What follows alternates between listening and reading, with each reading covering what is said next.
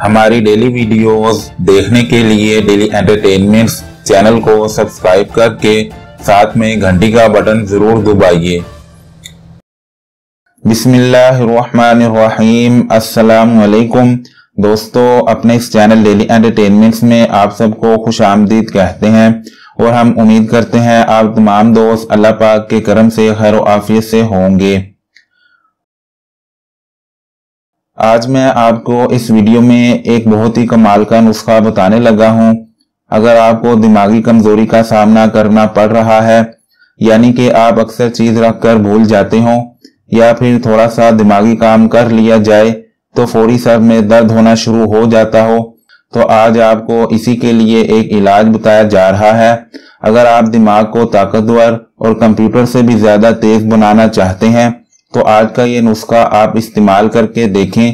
انشاءاللہ آپ کا دماغ کمپیوٹر سے بھی زیادہ تیز بھاگنے لگے گا اور بے پناہ طاقتور ہو جائے گا، لیکن آزمائش شرط ہے۔ نسخے کے اجزاء اور اس کا مکمل طریقہ استعمال بتانے سے پہلے آپ سے گزارش ہے آپ چینل کو سبسکرائب کر دیں، نیچے لگے سبسکرائب بٹن کو دبا دیجئے اور ساتھ ہی گھنٹی کا بٹن بھی ضرور دبا دیں۔ اجزاء نوٹ کر لیں۔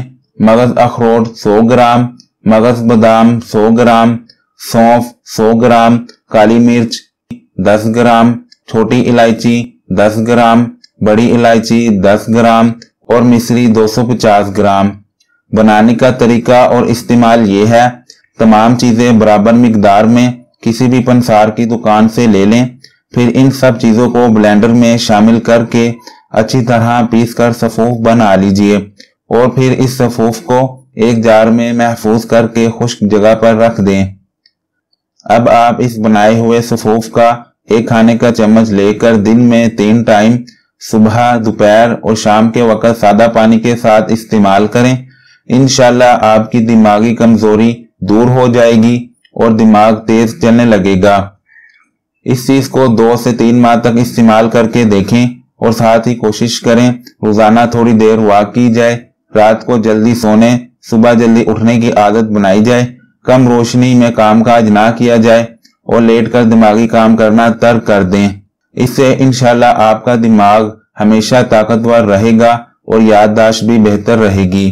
تو دوستو، اگر آپ کو آج کا میرا یہ نسخہ پسند آیا ہو تو آپ اس کو اپنے تمام دوستوں اور رشتہ داروں کو بتائیے۔ آپ میری یہ ویڈیو لائک اور شیئر کر دیں اور چینل کو سبسکرائب کرنا نہ بھولیں۔ پھر ملتے ہیں اپنی نیو ویڈیو میں، تب تک کے لیے آپ کا اور میرا اللہ نگہبان۔